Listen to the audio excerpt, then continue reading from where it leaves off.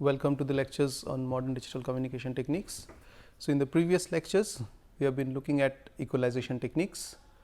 The earlier set of equalizations that we have seen are single shot equalizer, namely the zero forcing and MMSE equalizer. In both of them, we directly get the equalizer coefficients in one calculation, in one step calculation. Then we put forward the situation where we would like to do it in an adaptive fashion based on the error that we compute when we get the output of the equalizer and compare it with the desired response. So, we have taken a system identification model by which we can estimate the channel coefficients. We have taken an inverse system identification model by which we could find the weight coefficients. If we find the channel coefficients, then we can follow it up with equalization by procedures as mentioned earlier, such as the zero forcing or the MMSE. So, when we say we want to adaptively calculate the channel coefficients, we want to make an iterative approach in which at every step we would like the cost function to be lower than the cost function, that is the mean squared error, less than the previous iteration. So, first we describe the method of steepest descent. It successively adjusts the weights W, that means whatever we have found, to the next iteration in a manner or in the direction of the steepest descent, that is opposite to the slope of this. So, if the slope is in this direction, that means if there is some W, let us say, and this is the cost function. So, if the slope is in this direction, we would like to go in this direction, and if it is a bowl like this. So, if we are here and the slope is in this direction, we would like to come down, so that we attain the minimum of the cost function. So, just a note at this point I would like to mention, for a subject like this and the particular course that you are attending in this particular mode, it may not be feasible to go through all the details of such advanced mechanism. However, I am still exposing you to the known or most popular techniques which are used and can be easily accommodated in the receiver.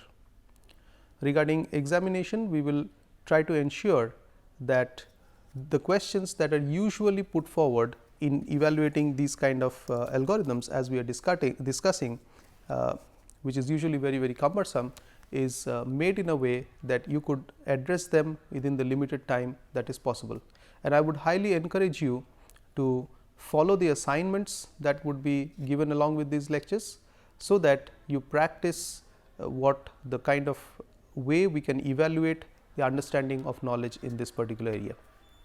However, the particular things that we have discussed till the point where we have come up to the maximum likelihood detector at the receiver seems to be a pretty minimum basic requirement to understand this course. So, moving ahead, so let us say we define G as the gradient of J, which is the derivative of J with respect to W. We can define the weights in the next iteration as the weights in the previous iteration and adjust it with some step which is a function of G. So, one has to calculate the slope. Once one calculates the slope, then with a certain step size one would like to continuously improve the weights from one iteration to the next iteration. And in every iteration one could get outputs y n, which would add to the computation of the errors, which would finally drive this particular weight calculation.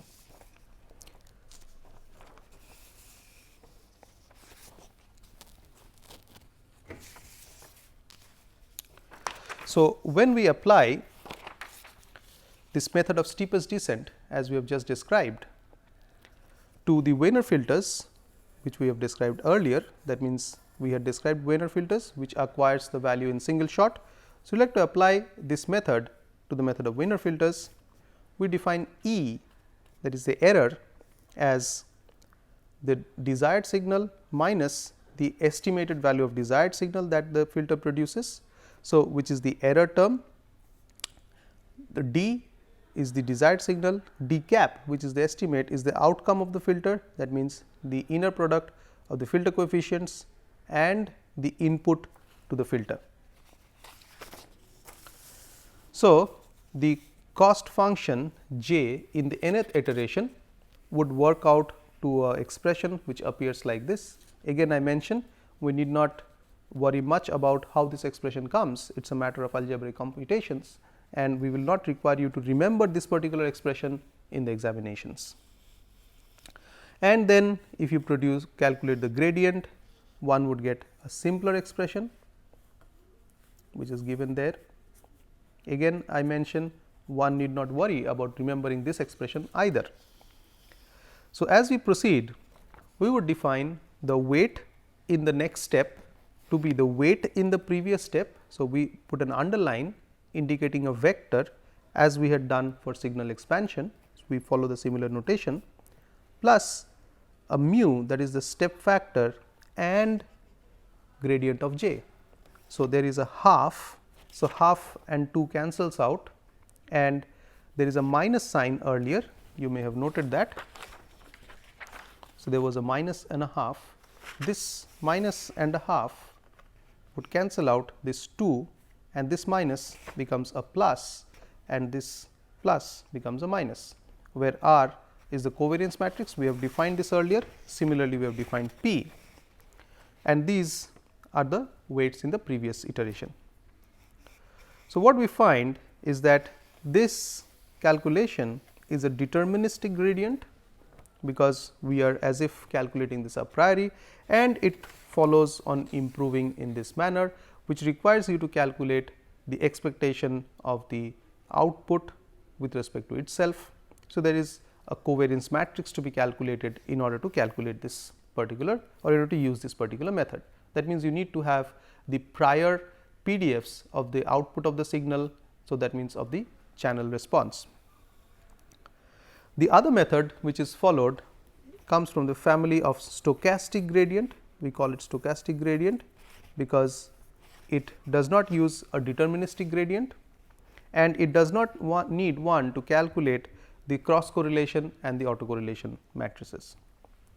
So, we have the output y n, which is the inner product of the input and filter coefficients, and the error as the desired signal minus the output. So, we have been shifting between y n and d cap of n, this is the same thing. The filter taps in the next iteration is the filter tap in the prior iteration plus the mu, that is the step size, times the input and the error which we have computed here. So, in these kind of functions, we do not need to calculate the covariance matrices, we just need to calculate the error, and what we can see is that the rate at which this changes is varying randomly, because we have a random input sequence and the error, which is a function of the previously learnt weight values. This relaxes some of the conditions. So, there are convergence issues, but if we can design the input sequence appropriately, we could find the weights to converge pretty fast. These kind of algorithms are also very commonly used for estimation of channel coefficients as well as for estimation of equalizer coefficients. So, next, once we have found methods to find the channel coefficients as well as covered the underlying philosophy of channel equalization, while maintaining that the received signal, the overall transfer function of the received signal after getting processed follows a raised cosine pulse shape, we are now interested in studying some more non-ideal characteristics, which is the estimation of carrier phase and clock. So, till this point we had assumed perfect synchronization of the carriers between the transmitter and receiver, as well as perfect synchronization of the clock from the transmitter and the receiver. That means, we assumed that there is no phase distortion, there is no error in the sampling clock instants, and so on and so forth. So, when we look at this whole set of operations, what we essentially do is we are estimating some of the important parameters of the communication system. So, when we write the received signal, it is R of t is equal to S of t plus noise, and S of t is the SL of t e to the power of j 2 pi f c t and the real part of that. At the receiver, when you demodulate, we do the correlation receiver or the matched filter receiver. In both the cases, we generally take the projection of the signal on the basis functions. So, projection on the basis function means you integrate from 0 to t times f k of t, which is the basis function, and r of t. So, that means multiply r t with f k t, integrate from 0 to t. If your basis function, if it is a PAM, your basis function is cos 2 pi f c t times g of t minus n t. If it is QAM, you have a cosine and you have a sine. If it is Emery FSK, you have e to the power of j 2 pi m delta f t. So, most of the cases you have a sinusoid or a cosinusoid getting multiplied by the received signal. Now, this we have assumed to be 2 pi f c t, that is f c is the carrier, and the transmitted signal also had 2 pi f c t. However, it is not necessary that the received oscillator has the same frequency f c, and there could also be a phase difference between the transmitted signal and the received signal. Further, the clock which runs at the receiver, which is used to sample at time instants capital T, may not be perfect, and it may not sample at exact t instants, nor does the receiver know which is that particular instant of time where it should sample. Although the receiver can keep on sampling at regular capital T intervals, but when to start is not known at the receiver. This is because of propagation delay and unknown clock start and the oscillator start at the receiver. So, when we try to estimate these parameters, it is very helpful that we look at the general class of estimation theory, using which we should be able to formulate a few expressions. The expressions would be used directly where we apply the signal model which we have developed so far, and once we apply the signal model into the expression of the estimator that we will see shortly, we will be able to estimate the parameters of our interest.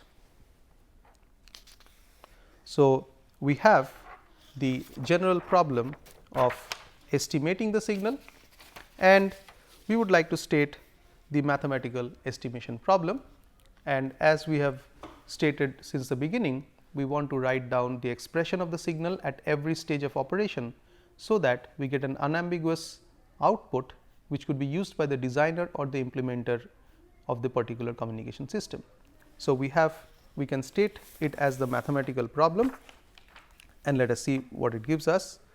So, in determining good estimators, that means we want to get good estimates. Just a small note, we already have discussed the channel estimation procedure and signal estimation, where we have done channel equalization. Channel equalization is as good as estimating the signal.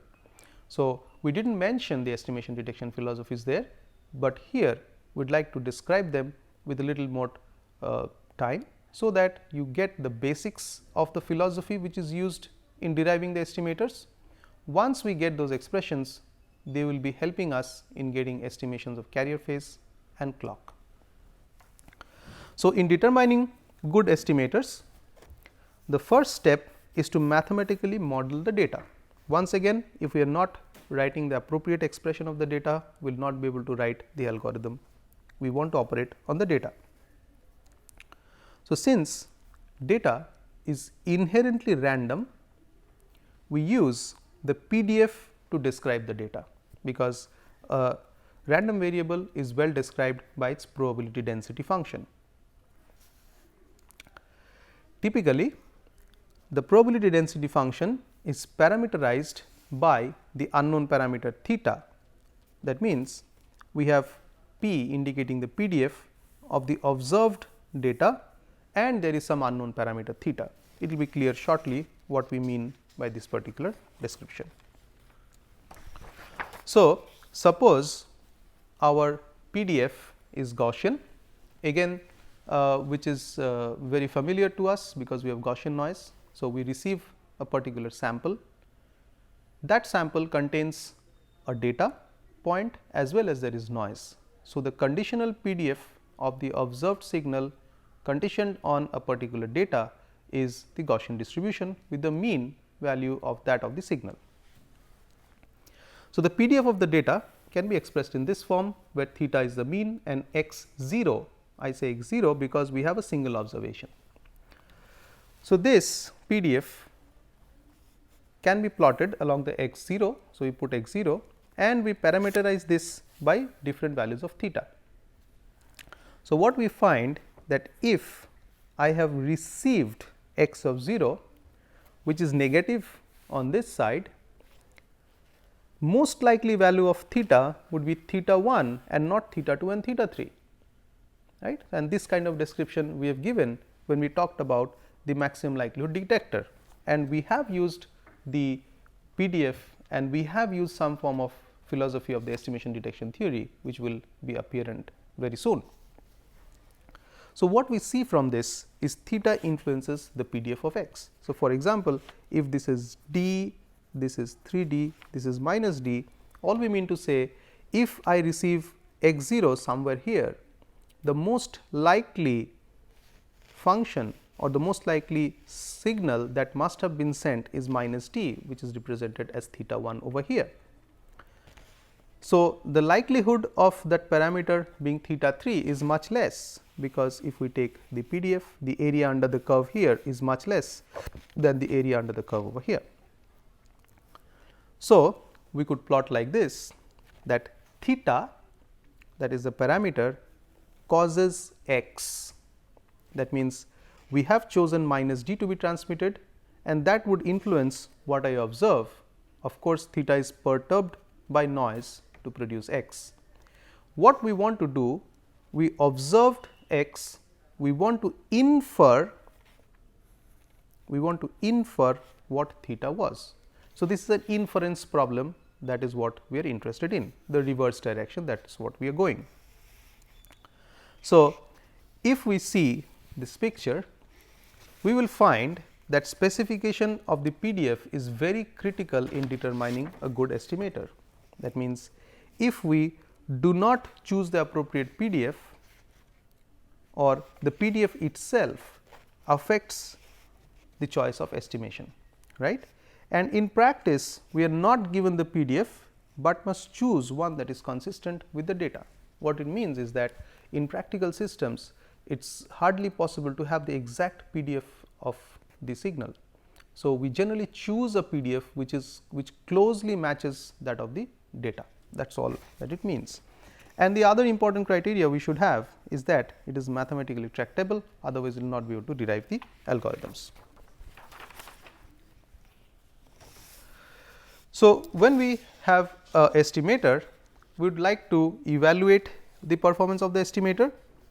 Some of the questions which we ask is how close the estimated output will be that to the original parameter that we want to design, that we want to estimate, and are there better estimators available. So, before we proceed, we must remember that the estimator is a random variable, right. This is a very important concept, because the estimator is some function of the received signals.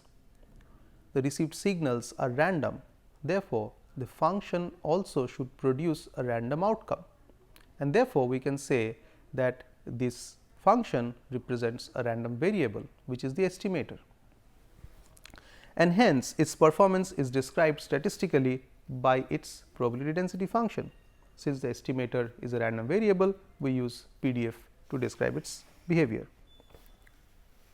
And we should also note that use of computer simulations to assess the estimator performance is never conclusive. So, we should try to find the PDF, and there are other techniques by which we could estimate whether these two are achieved or not. So, one way to do that is to find whether the estimator is unbiased, that means on an average it produces the parameter which we require, and whether it produces the minimum variance. So, we should be able to analytically describe these behaviors of the random variable of interest. And then we have the minimum variance unbiased estimator, as just stated. Unbiased means on an average the estimator or the random variable reaches the parameter to be identified, and it is minimum variance, that means no other estimator is found whose variance is lesser than that of what we have found.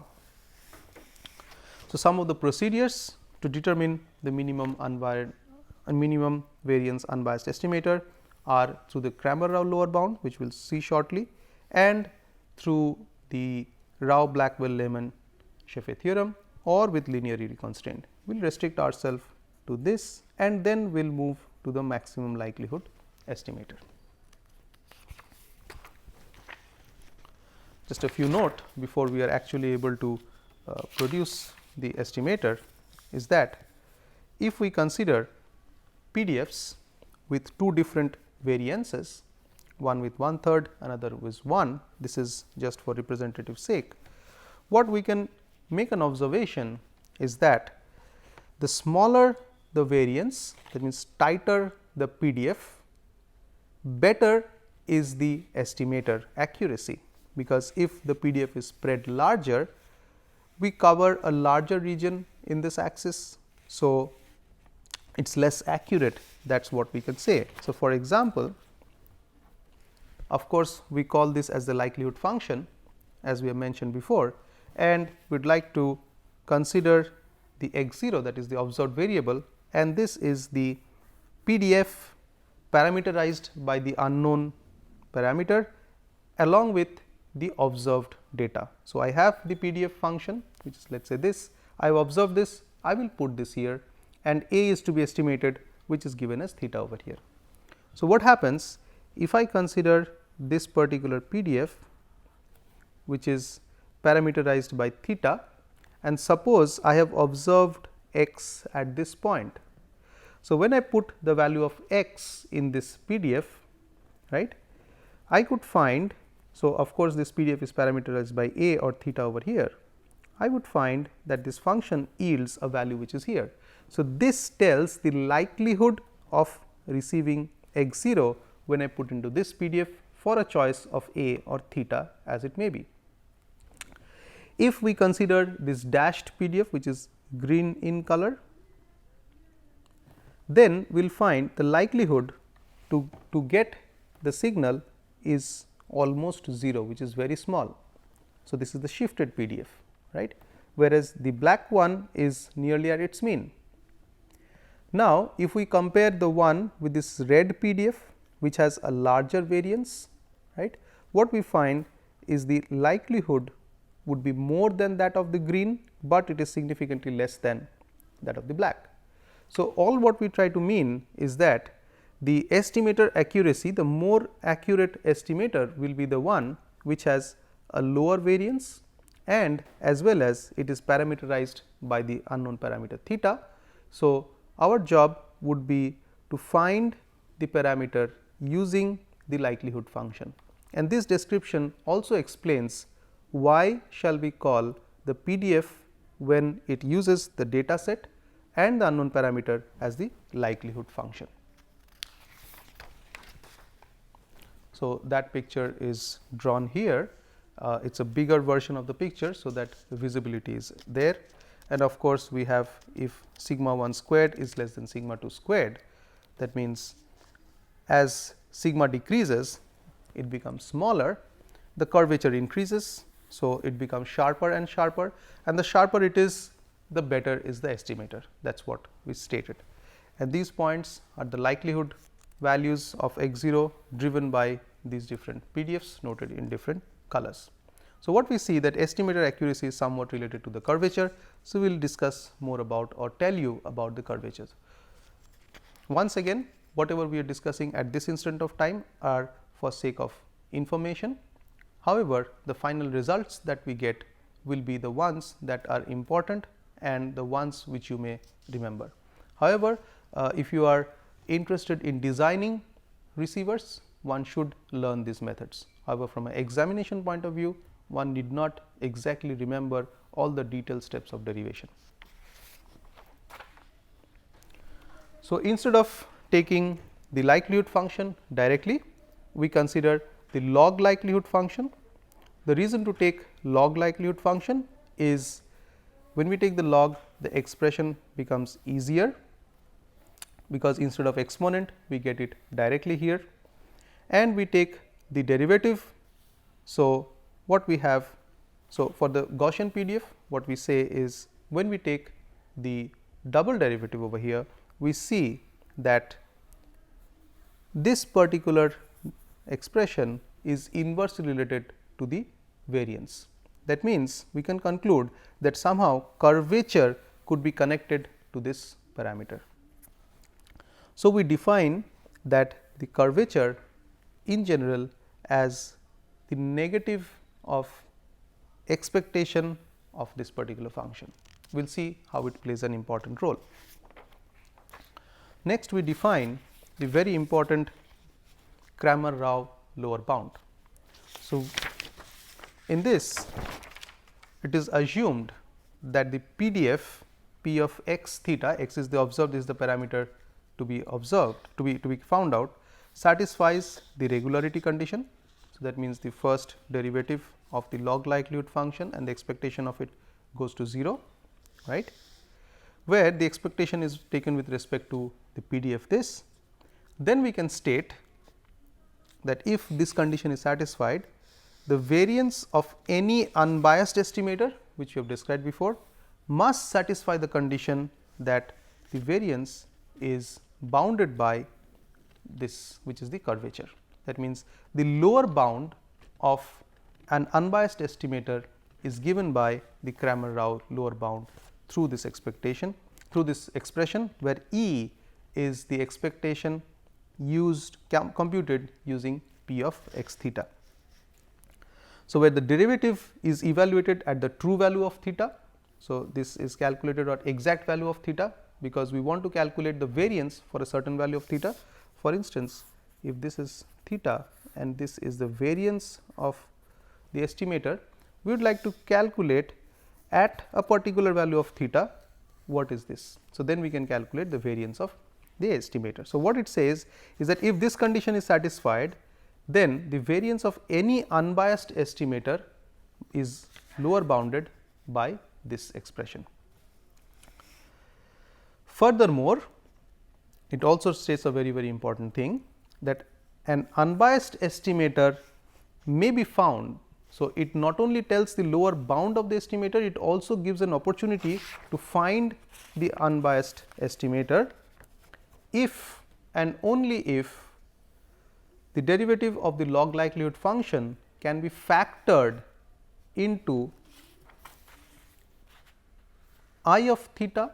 That means, it has to be factored in such a way that there is some function I of theta and g of x minus theta. G is some function which has only the observed data minus theta.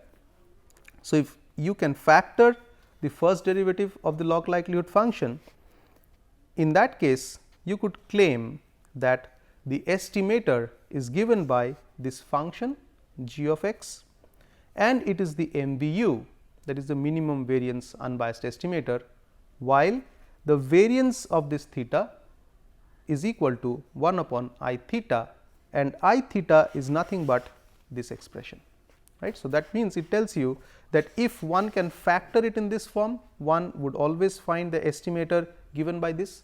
So, it is very simple to understand that it is a function of observed data. This function produces theta cap, which estimates theta, and the variance is set equal to this. That means, it achieves the lower bound, right. Just to summarize, so an estimator which is unbiased and attains the Cramer-Rao lower bound is said to be an efficient estimator, because you can find the estimator directly, and on an average it will produce theta, while the variance is the minimum lower bound. So, it will be unbiased as well as it will be lower bound, and therefore, you call it the efficient estimator. So, what the Cramer-Rao lower bound gives us is the lower bound of any estimator if the regularity condition is satisfied, and if you can factor the first derivative of the log likelihood function, you can directly get the MVUE estimator. Thank you.